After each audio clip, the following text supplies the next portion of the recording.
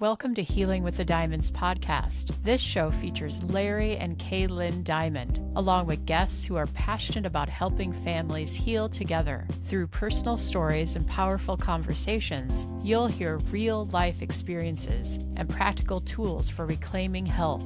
Please note, the information shared in this podcast is for educational and informational purposes only. It is not medical advice, diagnosis, or treatment. Always consult your healthcare provider before making changes to your health routine. If you're enjoying Healing with the Diamonds podcast, we'd love your help spreading the word. Leaving a quick review or rating on your favorite podcast platform helps others find us and helps more families start their own healing journey. Thanks so much for listening. Now, here's today's episode. Good morning or afternoon or evening from wherever you are, and welcome to Healing with the Diamonds.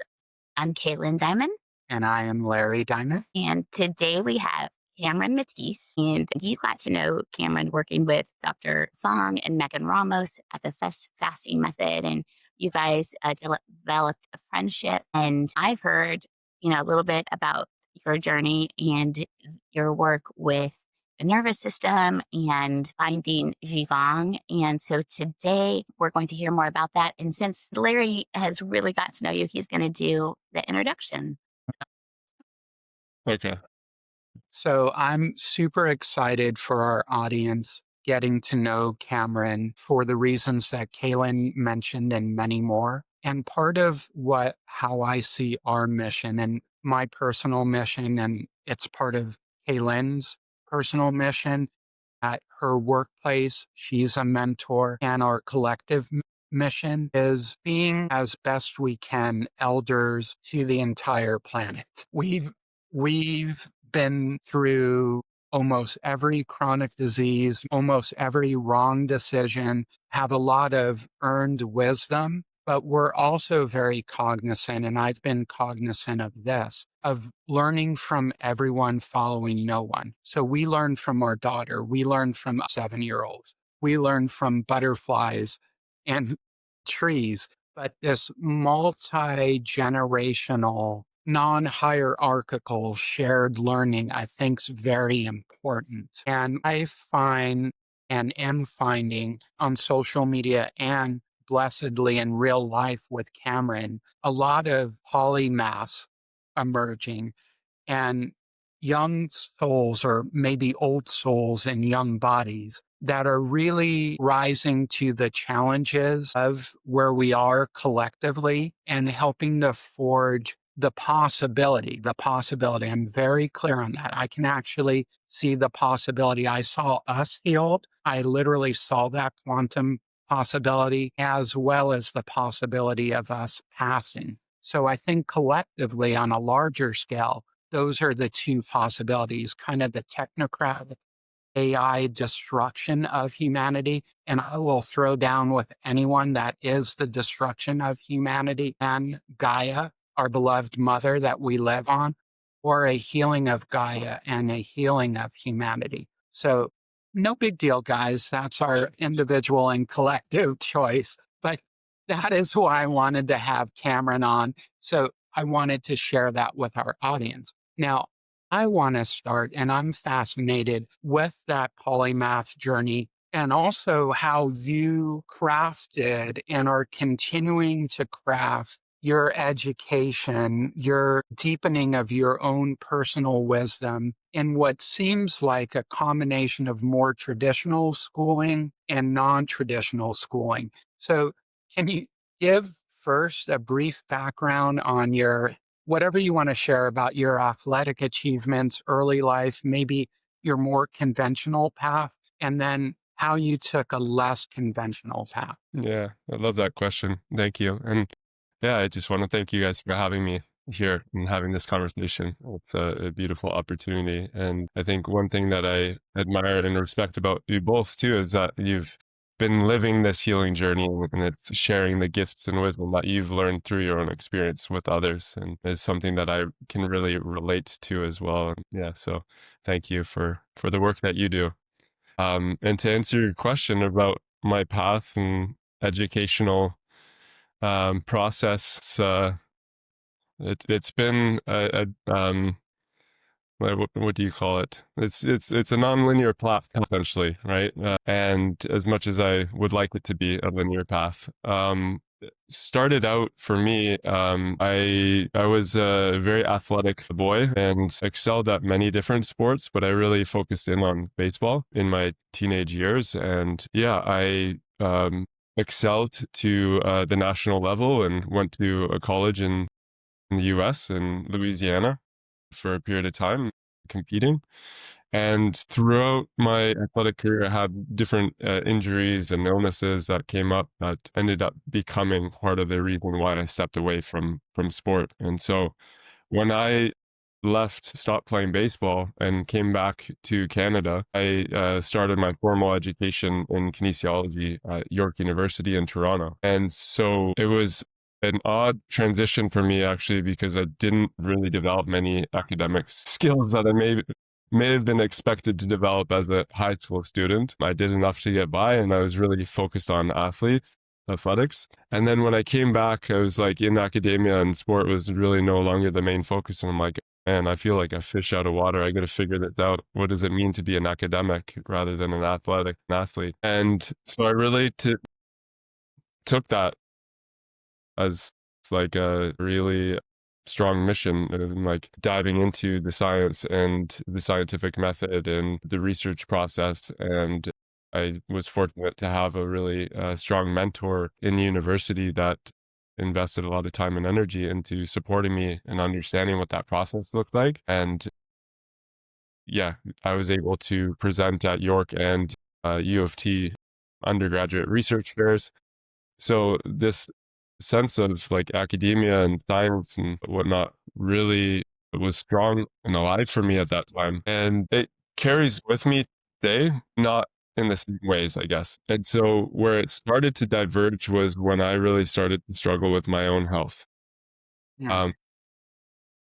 And I should actually preface as well, when I was 13, I had a significant health scare as well. And so this was always part of the background. Yeah. This is great. Sorry about this. Our dog got into our daughter's backpack and is trying to munch down on something. No worries. So and I wanted to be fully present. And I love this because very similar to me, I was very rational, left brain, scientific method. But I'm going to leave it there. I want to hear how. Sure. So yeah, when I was younger, I had a significant health scare. As a 13-year-old boy, I was diagnosed with Hodgkin's lymphoma cancer. And so that was actually pretty progressed as well. It was stage 4B. And so I had a tumor in my throat that had almost closed my trachea, and I had tumors in my lungs. And so that really kind of shifted my perspective of life at a very young age. And so much so that I didn't really have the tools at that time to manage to understand what that meant for me. And so when the chapter came to a close of letting go of, or being finished with treatments for that, I kind of jumped back into life as I knew it as a young boy, competing in sport and doing all these things. And yeah, like I said, that kind of got. We're so sorry. This is great. I had no idea about that. Ironically, the universe, I'm actually going to Tucson next week. My mom lives there, and I'm going to Dr. Nasha Winters, Hmm, and she's bringing like Zach Bush and amazing. the regenerative agriculture, and she's probably the best. She had stage 4 ovarian cancer at 19. Wow. So I had and there's a virtual like for $299, Hmm. but so interesting how the universe works in these magical ways. It's true. Yeah. Yeah. The synchronistic moments of connecting people in certain situations. Yeah. And they're not barking. Is she gonna? She's gonna come down. Okay. So sorry about this. Amazing stuff, Cameron. So yeah, please continue. Yeah. So as I said, I had this cancer experience, and when treatments were done, I just kind of launch back into life as I knew it and just kind of put it behind me as if nothing had happened, but obviously something significant happened. And when I kind of fast forward to later in university, I was just wrapping up my degree and living at home with my parents, and I started to develop symptoms again: coughing, wheezing, sleepless nights, many of the same symptoms that I had as a young boy having cancer. And eventually I realized it, like, I investigated it. The cancer hadn't come back, so I was clear on that. But left this mystery of like, why am I feeling sick? Why am I having these symptoms? I was also struggling with fatigue and headaches and joint pain and things like this. I couldn't actually be physically active in the way that I was used to. So that was really challenging and frustrating. And so I started to dig in with like, what's going on with my body. And I learned that I was living in a moldy basement. So I had kind of mycotoxins in my blood and my body, and that was contributing. And so I started to explore, what does that mean? Like, how do I eliminate mold from my system, and connected with practitioners that could support me with that. And so I started to change my diet, introduce fasting. This is around the time that Larry and I got introduced through Megan. So fasting, low carb eating, and I started eventually introducing herbal remedies to support that detoxification process. And eventually we got to this point where the labs, the analysis that we were doing to assess the mold in my system, they came back clear. But I'm like, okay, the tests are clear, but I still feel like crap. Why is this? There's obviously something more, right? And at a certain point, there's a very skilled practitioner that I was working with who supports people with chronic illness and usually complex cases such as mine. And she's like, yes, there could be some level of like mycotoxins and gut dysbiosis and this, but there's also this other unaddressed piece of trauma and how that's showing up in your nervous system. And it was that door that unlocked so much for me and continues to. So at that time, those were just words. And I was like, well, what does that really mean? Like, how does that impact this healing process for me? And that was probably like the mold and those symptoms came up about 10 years ago. And so it's been this like 10-year journey of investigating my body, what's going to support my body. And that's kind of where I started to stray from this conventional academic path, because as much as I feel like science is beneficial and can be supportive and can be used, a lot of the time it's talk and theory and stuff just kind of held in the mind. And what I wanted to get familiar with was what's going on in my body. Why am I not feeling well in my body? And that required a closeness in experience.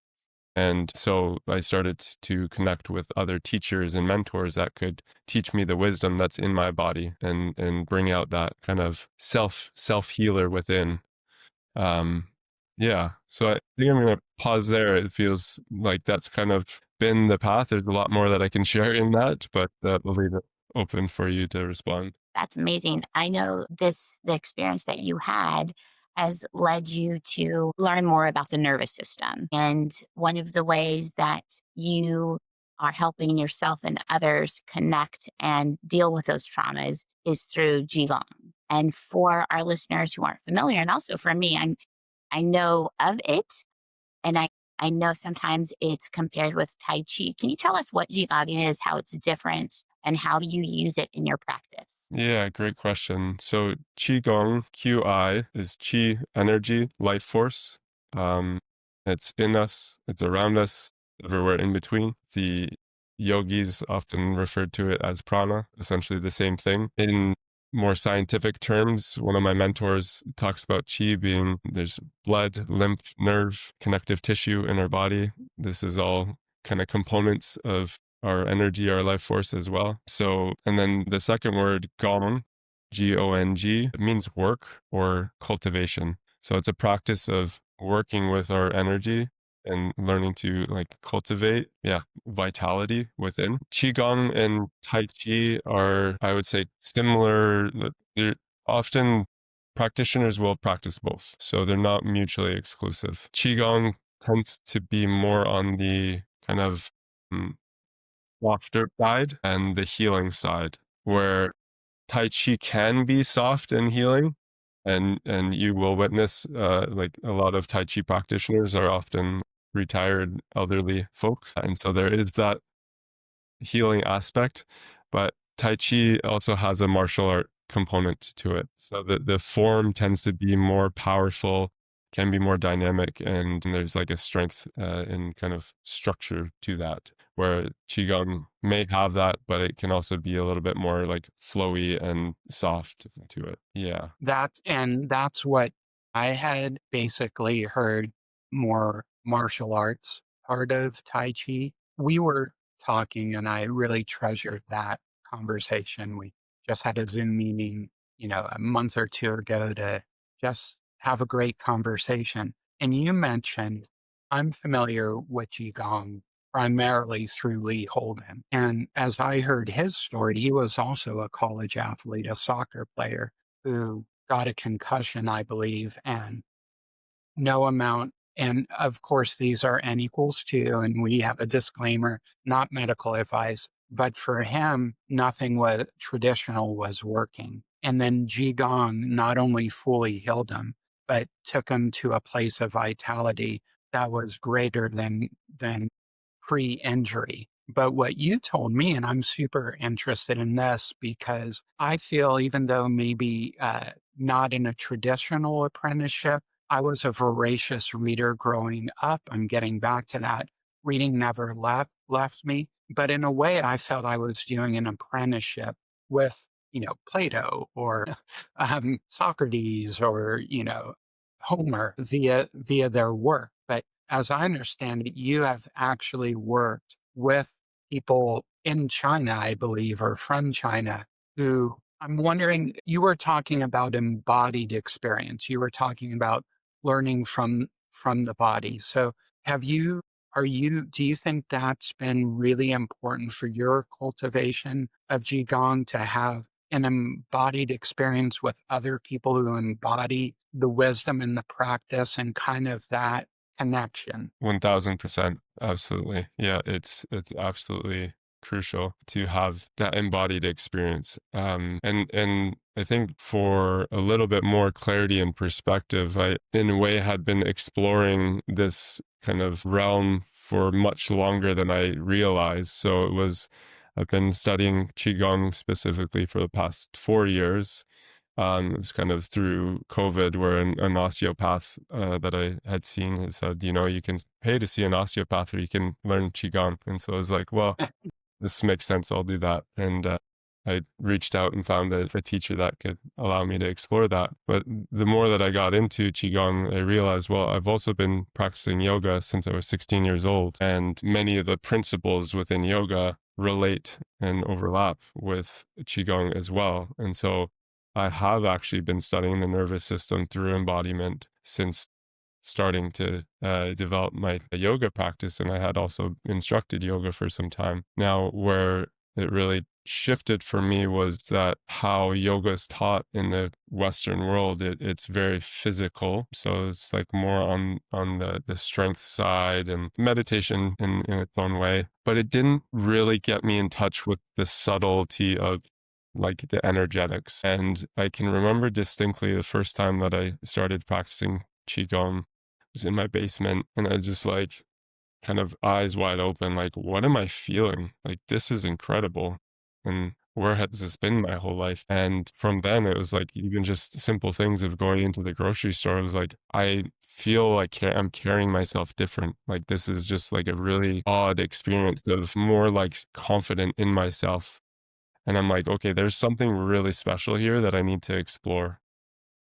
And so at that time, when I started to learn, I was living in Ontario, a couple hours north of Toronto. And I ended up moving out west to Victoria, BC, where I had connected with a community that this is more commonplace. And I could engage in conversation in different classes and find a mentor where I was practicing on a weekly basis. And it's just like through that journey of interacting with people and interacting with my body, I kind of had more of these awakening moments, like kind of like the one that I described with me being in the grocery store. It's just like sometimes they just come at unexpected places where there's like a shift in my psyche, my consciousness, that I'm more aware of something, and then I bring it forward. And so since being immersed in kind of the community in Victoria, I've moved back to where I started learning Qigong in Ontario, and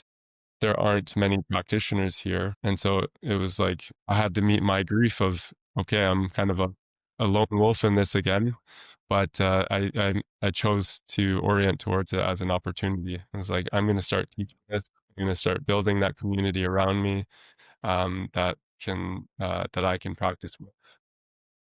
And I've since found another mentor that is supporting me now. His name's Rodney Bally.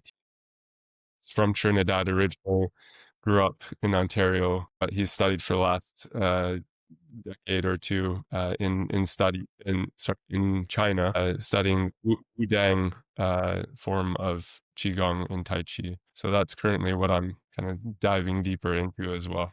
I love that you basically created the fellowship that you craved. Like you decided, hey, I don't have this, so I'm going to take action. And I think that's important for so many people. Like we can learn a lot of these things, right? We can listen, we can hear the science or hear about others' transformations. But until we take the action and participate in it, we don't really start to heal or to really get the benefits. So I love that you took that action. Speaking of taking action and doing things that create a fellowship, I hear about these dance things that you're doing, a static dance.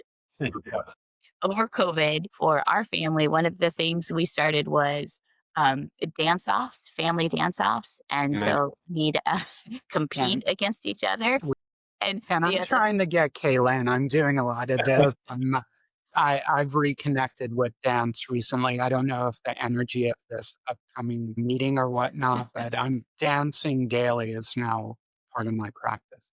and that was one of the fun things that we created as a family to get through those very long days. I think I'm undefeated as the best. I think our daughter would have something to say about. Anyway, so I want to hear more about those and how you started that and just kind of how it works. Yeah, absolutely. That is a whole story in and of itself. In a way, that's like kind of my relationship to dance has had has been an evolution, kind of similar to Qigong in its own way. And I too, like they're very complementary. It allows me to kind of exist in a similar space in relation to myself. Yeah, it's funny you should ask. I am actually going to a dance tonight where I am opening up this space with Qigong to support people connecting into their bodies. So it's a very like alive and important thing for me. I remember in grade 8, just about ready to launch into high school, a friend of mine taught me one dance move, and it was just like a simple foot pattern of like pivoting the feet into like triangles like this. And it was such a gift, and I didn't know it at the time, but that simple footwork was the foundation for what I was going to build off of. And through high school, I started to understand this footwork and like add layers on it. I was studying on YouTube and like practicing in my garage by myself. And because I'm so connected with my body, I can just like kind of watch and imitate and then embody it myself. So that's definitely a skill and a gift that I have. And so that was kind of my high school. And then university, I'd be out in bars and clubs and stuff with friends, and my buddies would clear out the dance floor, and we were like, okay, throw Cameron in there. And I'm like, oh my gosh, what is happening? And so they'd expect me to dance. And I didn't know it at the time again, but more now I'm aware that those times in university when I was dancing, it often ended up being very performative. Like the dance itself wasn't necessarily for me. It was to show off. It was to get attention for myself and in a way to make me feel better about myself. And so it became kind of toxic. Like it was supportive in some ways at the time, but then when I had that kind of realization of the dynamic, I kind of had to step away and revisit how am I going to be a dancer so to speak. And ecstatic dance came into my life and kind of gave me a better frame or space to explore that. And my first ecstatic dance was in Victoria, BC as well, when I was just starting to understand Qi Gong. And just before I moved back to Ontario, I had my first dance and it just opened my mind. And I'm like, this is amazing. And then I was like so sad because I'm coming back to Ontario where they're not as commonplace, or I didn't think they were. And so ecstatic dance is really kind of follows that similar arc or trend to yoga, where we would start usually seated in like a circle and just like connect with each other, just like an opening circle to greet the participants in the space. And then there will be typically a DJ that starts the music, and it'll be like a soft, gentle music that we can connect with the ground and just like start warming up the body. And slowly throughout the dance, the DJ will start to build up the energy of the music until we reach this kind of like peak ecstatic state. And then they'll bring it back down slowly and gradually so that we can close in circle as well. And there aren't many rules in that space, but usually it's a sober space. So no drugs, no alcohol. Talking is not invited really, unless you're like out on the periphery and you can talk. But in the dance, it's not a social thing. And so it's more of this like meditation of being with oneself and exploring what the movement's kind of saying to you, and interact, like you can interact with people, but more from a dance perspective. You can use your voice, but it's more through expression, not for social reasons. So it's ultimately about creating a safe space for expression to move with our bodies, but also with our emotions, and be with anger and sadness and different things that might come up relative to other people or just relative to what's going on in your life at that time. And yeah, it's been a beautiful practice for me and continues to be. And so it's part of why tonight I'm a part of one and part of co-facilitating, because it's something that I want to encourage people to do more of as well. I love this so much, and I think this is a natural segue to talk about trauma healing and the nervous system. And what I'm getting with you, I actually think every human, all 8 billion plus of us, no matter what station at life, from quote unquote world leaders and billionaires to everyone on the planet, has been carrying a lot of collective and individual trauma. And what's so interesting about ecstatic dance is I think there was, my personal viewpoint, a very wrong turn in the world, and it was thousands of years ago, when we started separating our right hemisphere, our heart chakra, our divine feminine, the goddess, celebrating the gift of our body, and becoming too mental and too abstract and too much logic. And I know that's a big part of my journey. So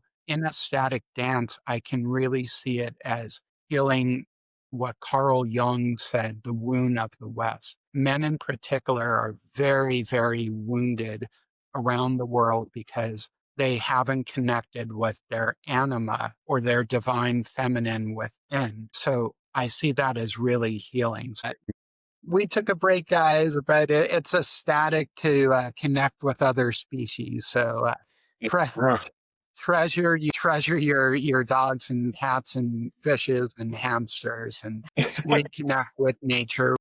We had some technical problems, so I was mentioning Carl Jung, brilliant, and he was deeply appreciative of Taoism. And out of all the spiritual paths that I'm following, Taoism most resonates with my soul. And there's this great insight that I got from a new book by Jason Gregory. Then I'll bring Jung in, and I want you to resonate with this. And it was so interesting.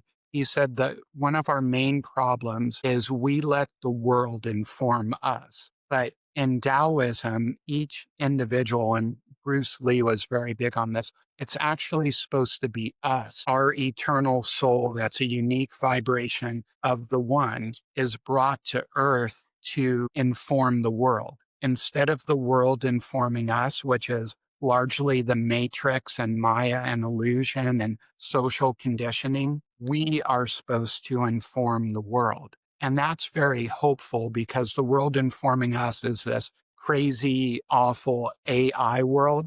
But actually, each individual has more wisdom and creative power than the totality of AI. So we need to keep that balance where just one individual is actually more powerful than all of AI. If that's my mission to help humanity understand that, that is the absolute truth. That is not belief, not faith. That is a knowing. But getting back to Carl Jung, men in particular have been wounded for 3,000 years. I'm not diminishing, of course, the abuse of women, children, and nature in patriarchy, but every soul has both masculine and feminine energy. And disregarding that feminine energy in man, what Carl Jung termed anima, and somehow making earth bad, being sensitive bad, feelings bad, I could see it wouldn't surprise me before we get to the general topic of trauma healing and how important that is for the nervous system and that we need that in addition to, fasting and sunlight and whole real food. Have you seen men reconnecting with their bodies and maybe their anima at these ecstatic dance and maybe even crying and, just like, have you seen the healing in real time? Yeah, absolutely. It's certainly happening, and you'll notice, especially in North America, there's a growing trend of more and more men's groups, men's healing spaces. So again, when I was in Victoria, BC, I started to explore that as well, and I would sit in a circle with men and start to engage in discussion around feelings and emotions and what that means and what we need to do to better support ourselves resolving this wounded masculine and being more of that safe space for others, really. Um, and yeah, there are definitely other men that are in these ecstatic dances. I would say the numbers are mismatched still. There are more women. I feel like I'm a little bit of the way that I am able to move my body and express my body is not necessarily typical for a lot of men unless they're from a dance background. I think also even within Qigong, there's this like soft flowiness, this like creative movement that can really be challenging for men that are kind of look to more like weight training and like a kind of that strength, that kind of like a almost like a more of a brute force type strength. I mean, you see that in media so much of like Zac Efron and Dwayne Johnson and all these big name masculine male roles that are just jacked, right? And so you can clearly see what our society prioritizes and praises. That being said, it is starting to shift. There is becoming more softness in men. I do see that in certain ways. How I carry myself as a qigong instructor, as a coach, someone leading my community. I also acknowledge that I'm a man, and so part of my leadership is sharing my emotions, being authentic and vulnerable with my emotions in the ways that feels rightful to myself. And so if it means that I need to cry, I can cry. Obviously, there's like understanding what's going to keep me safe, what I want to express, but leaning into my emotions and expressing them more freely is definitely an important piece for me. So for our audience, and I want you to go wherever you want to go with this, but trauma healing and the importance of the nervous system, parasympathetic, vagal activation, as how do you meld that with we got to know each other through the very important practices of what I call food freedom, a way of eating that we love, that loves us back, that nourishes us. I think that journey is non-negotiable. I think having periods of no food as well to activate the wisdom of our body being able to heal is critical, especially I hit 60 and I live long, drop dead. I want to be 100-year-old, 120-year-old, Qi Gong, like the 120-year-old at the ecstatic dance. Hey, have big goals. What I think some people, and it's a very wounded masculine, I'm going to do my thing. Sunlight's and it is. Sunlight's fantastic. Oh, me, real food, grain free. And we don't have to be, we can be, sunlight is absolutely vital. Movement is vital. Time without eating is vital. Time with eating nourishing foods. There's no competition on Gaia there. It doesn't have to be. So, but I want truly your insights on how you trauma healing. Yeah. Yeah. Great question. So much on that topic that could be said. So I'll try to be clear and concise as much as I can. I mean, we all have experienced trauma to one degree or another, some more than others, but we all carry trauma, just to say that first and foremost. So it's inevitably part of the healing process for us all. A big component of healing trauma is usually a strong event may happen where it provokes intense emotional charge, and often where it becomes problematic is that we don't have the tools or the resources to really fully like feel and express those emotions, um and we may feel alone in that experience as well. And so part of the resolution process is um, relating to someone else, like sharing those feelings, but not being alone in those feelings, of sharing it with a close friend, a family member, or a community or something along these lines. So that's a really important piece.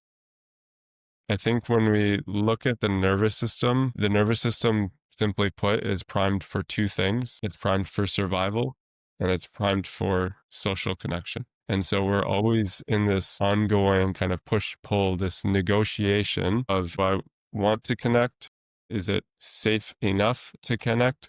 No, it's not safe enough. I'm going to be alone to protect my own survival. And so it's this like kind of back and forth of like being with people in relation, or then being alone to resource in different ways. And so a big part of Qigong and these movement practices are really about being aware of our own fears, how our psyche and our nervous system might get activated because of a certain fear based on past experiences. And so when we have certain fears in our mind, our body's also going to give us feedback. Maybe it's like tense up, kind of brace for impact, rather than feeling like open and relaxed and free to express. And so from a embodiment perspective, it's like, can I read how my posture is, how my muscle tone is in relation to something else, and learning, is it safe enough to go in to meet this fear, to relate and have this conversation with this person, or be in this space with this group of people. And depending on where that person's at in a day, they might choose that it is appropriate or it's not. And so it's kind of, again, just reading the body, the felt sense, and learning to choose and discern the appropriate path to meet our individual needs, but also ideally seeing how our individual needs might fit in a collective sphere as well.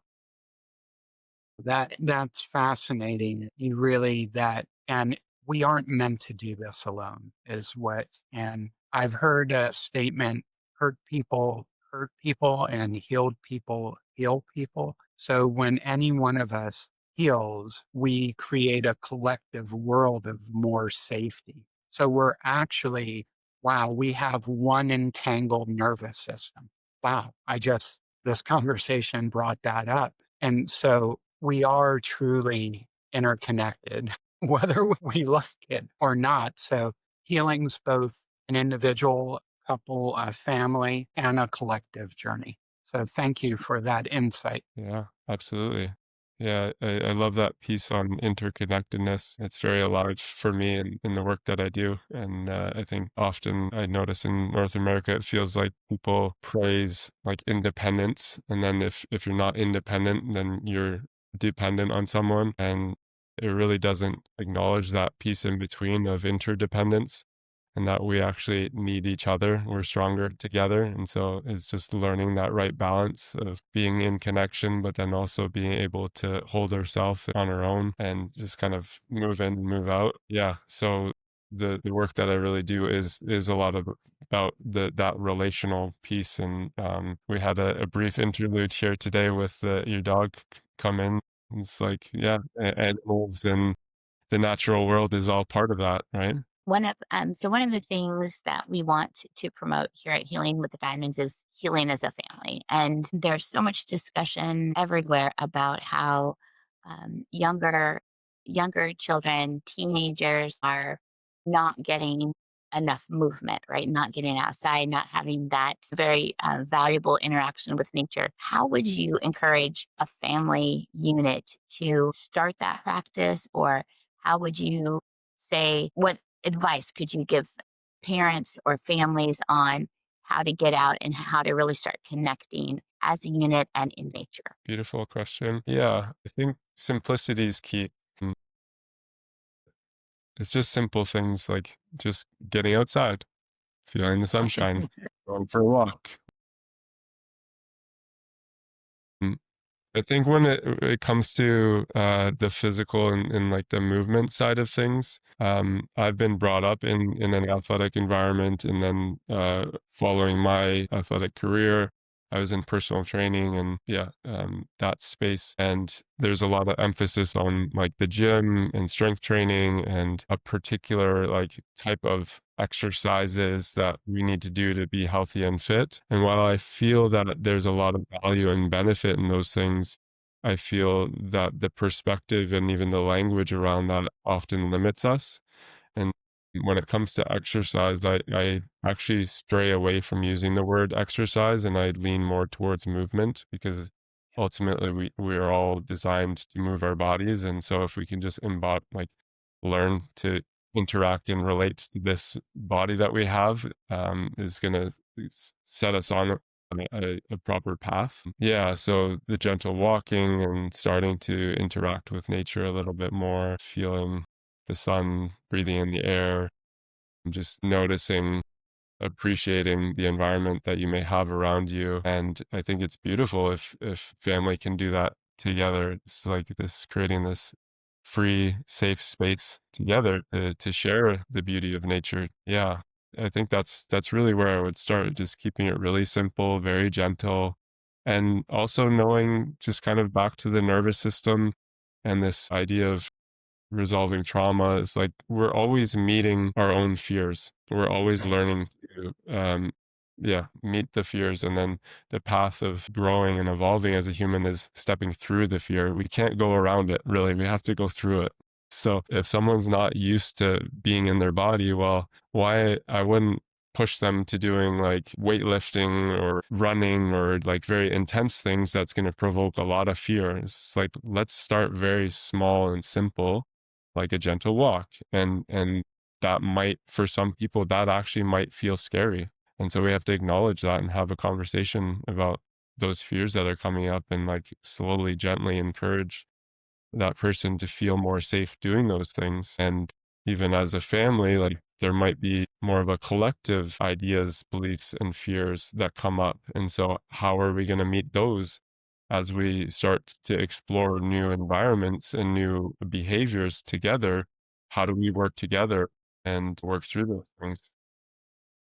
I do think, especially in the community and society I grew up in, the focus on exercising was always about a goal. You are always getting healthier. You are always losing weight. And I think that does create a lot of fear and anxiety because what happens if I participate in these things and I don't do it to the right level and then I fall short of the goal? Yeah. And then that creates procrastination because I don't want to fail. And so I love the idea of, we talk about joyful practices. And so talking about movement, not exercise, talking about interacting with nature, not you must go out and, do so many push-ups, so many pull-ups, so many miles on a hike. I think that in itself, like letting go of those old ideas about what movement looks like and what exercise is, can go really far to releasing some of that fear. But yeah, so thank you for that. Yeah. Yeah. No problem.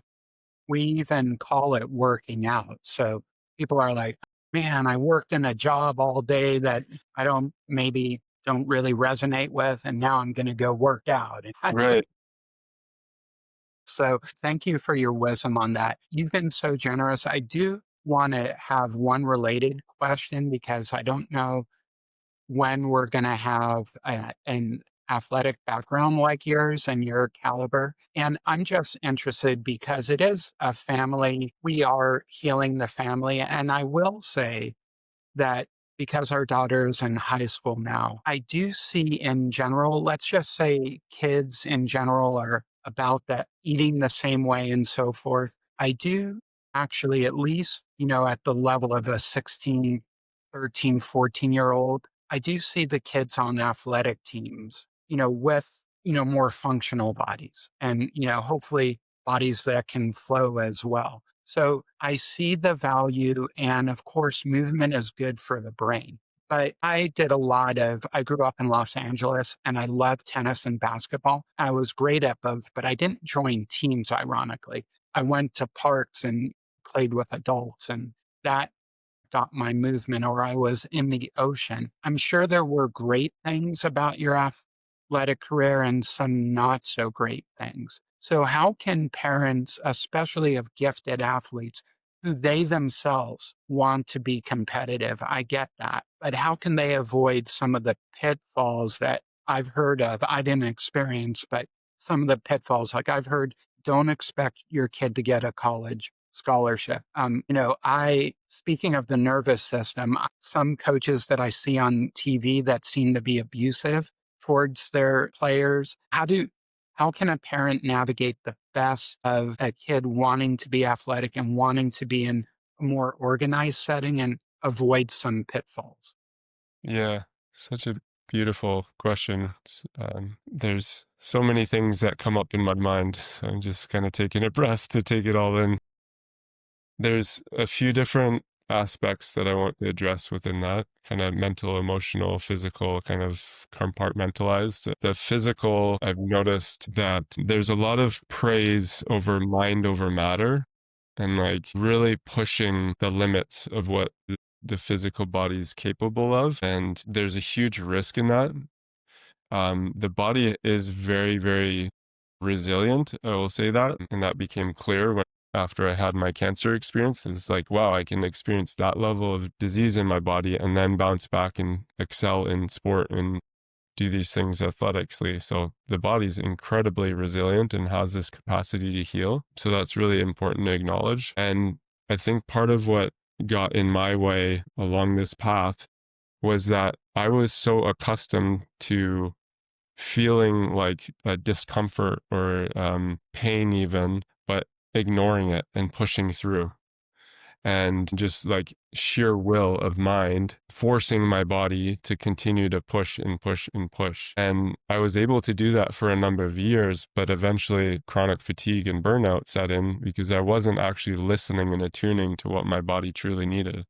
It's like pain, discomfort, that we can hold it, but like how much do we want to hold and for how long? So constantly overriding and pushing to the limits is risky. And if we're choosing to do that, we also need to ensure that there are fundamental practices as far as rest and recovery goes, and like understanding that or learning to be in silence and stillness and like a quiet space, kind of things like that.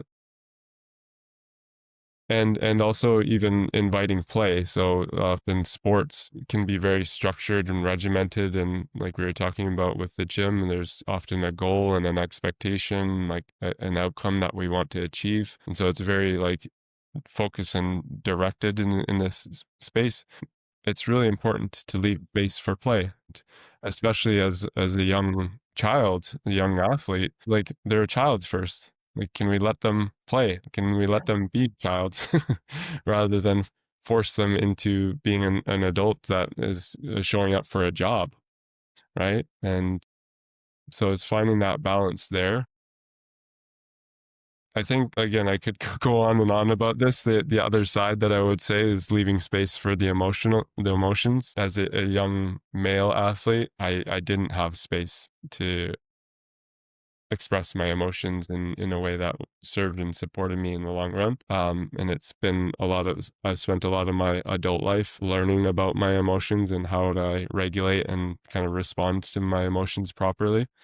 As a young boy, I remember being on the road with my fellow teammates, and I remember this one moment of being in a hotel room late at night, and we had pushed one of the beds to the side, and there was a wine glass that was, it was just the stem of the wine glass. It was broken in half.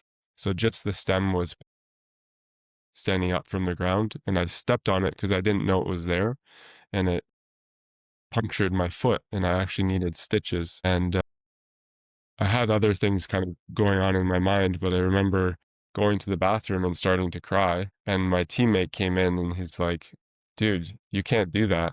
You can't cry. If you did this with anyone else, you'd be like criticized, ridiculed. And so I had this like strong message. Yeah, tears are not welcome here. I cannot show my sadness. I cannot cry. And so it's like, okay, I'm going to shut that down. And on the other side, the anger, there wasn't really a healthy expression of anger. It was like what anger I've been shown was more like rage and like this toxic form of anger that's destructive. And so, and that's to be feared. And so, okay, anger is not welcome either. So it's just like, okay, I'm going to hold myself as this stoic, robotic person that doesn't express emotions. And if I express emotions, it's just going to be this happy, joyful boy. And we're human. That's not that's not realistic. And so I do feel a lot of my health challenges later in life have come from unhealthy expression of emotions, of repressed emotions, essentially. And so as athletes, I think creating a safer space to express emotions, to understand what that means, and would be really helpful. And furthermore, I think it's a crucial piece in understanding or like forming healthy relationships, and that's going to carry over beyond athletics as well into the workplace and whatever someone does in their life. That's amazing. And I love that we have this perspective because usually we're looking at a family that needs to heal and like as far as their relationships with food or with movement. But this addresses some of those people who already have maybe the food and the basics of exercise there, but then how they can take their journey further and start healing the whole person. That's an amazing thing. I love that. So if people wanted to work with you or know more about your journey and just what you do, how could they connect with you? Yeah, so I'm on Instagram, Cameron Patrick, I think underscore Mattice. I should probably get clearer in what that handle is. I'm also on Facebook, same name, Cameron Mattice, and my website is Mattice Movement. So Mattice movement.com. They can contact me through there, email. Yeah, and I work in person with people. I also do virtual sessions as well. Usually starts with a coaching conversation. I mean, that's a big part of how I work with people is just like conversation, getting to know what's going on and letting that person's own kind of internal wisdom shine. We can explore movement practices and other things as well. And for those that are in person, I do a little bit of hands-on work as well when I feel it's appropriate. But that usually comes at later stages. And, I can tell from my coaching experiences, over 6 years, I would really encourage people to go to us and go to Cameron because what I've found is the majority of my clients understand the low carb, healthy fat, understand the concept of fasting, not eating, getting outside and stuff. But it's a very energetic practice I've found, and I hold space for them. And I can literally see their wholeness and their healed version of themselves. And I don't know if you found that, but coaching is really a shared energetic experience of helping the person, they heal themselves. They heal their relationship with food and movement and their trauma, but kind of sharing the journey. So we talked about that earlier, and that's really, and in retrospect, part of any coaching relationship that I've ever had. So thank you Yeah. for helping me realize that. I do realize it, but you really brought that to the forefront right now. So thanks for that. Yeah. Thanks for sharing that, Larry. Are there any last thoughts you'd like to share with our listeners about just healing as a family, healing in general that can take us out? Yeah. I think one last piece that Larry started to speak to there was myself as a practitioner. I don't heal anyone. The body heals itself. Myself as a coach, I create a space. My intention is to create a space that invites that healing and that allows people to meet themselves in their body and learn what they need to do to find that resolve within. And so I just really encourage people to explore like what's here in this body is really communicating its wisdom to us on an ongoing basis, and it's guiding us towards healing. And one of the things that I often remind people is our body speaks to us in whispers, and we can choose to listen when we can also choose to ignore. And often if we ignore those whispers, the message is going to get louder and louder until it becomes a scream and you can't ignore it anymore. Right. And that's really, in my mind, that's kind of like these big extreme cases of chronic disease and illness. That's kind of ignoring of the body's wisdom. And I don't say that to blame people, because when people know better, they do better. And so often people get to that state because it's what they were taught by people around them. And so they didn't know any other way of existing. But when the body reaches that point, it's like, well, we have a choice now. We can either choose to accept and live in a state of distress and despair, or we can also choose to find our strength and our power. And it means meeting what's here, listening and responding, and um, yeah, inviting in that space for the body to heal itself. Yeah. Mic I think that. drop, they say. Thank you so Well, much for being here. yeah, we'll definitely have to do a part two. And everyone definitely follow Cameron, go to his website, virtual. He said, if you're in anywhere near him in Ontario, like get in, get in your bicycle or, The yeah, ecstatic go. dance thing, that Yeah. sounds, so we live close to Austin, and I was thinking same thing. I was thinking there Uh, has to be yeah, some ecstatic dance going on around here because that's a very Austin thing, I would think. So I'm going to start looking it up because that sounds like a great experience. yeah, it'll Let me be know how fun. that goes. And also, I hope that, like baseball or football players literally incorporate dance because they'll be first best football and baseball players flow, especially, and basketball for sure. So even if it's not taught, like Larry Bird, Mike, the Kobe, they're flowing. They're like dancers. And so why not just like harness that? Because the ones that are at the best are not the structured ones. They're spontaneous, and they're creating things that the more regimented athletes cannot actually do. Like Ozzie Smith in baseball, the wizard. He was like a dancer. He did the flips and stuff. Wow. You brought out Ozzie Smith to me, a great example of someone who flowed and was a Hall of Fame baseball player. Yeah, such a great point. All right. All right. Thank you so much for being here. Yeah. Have a great dance tonight. Yeah. And Thank you. to our listeners, thank you for tuning in, and we'll see you next time. Absolutely.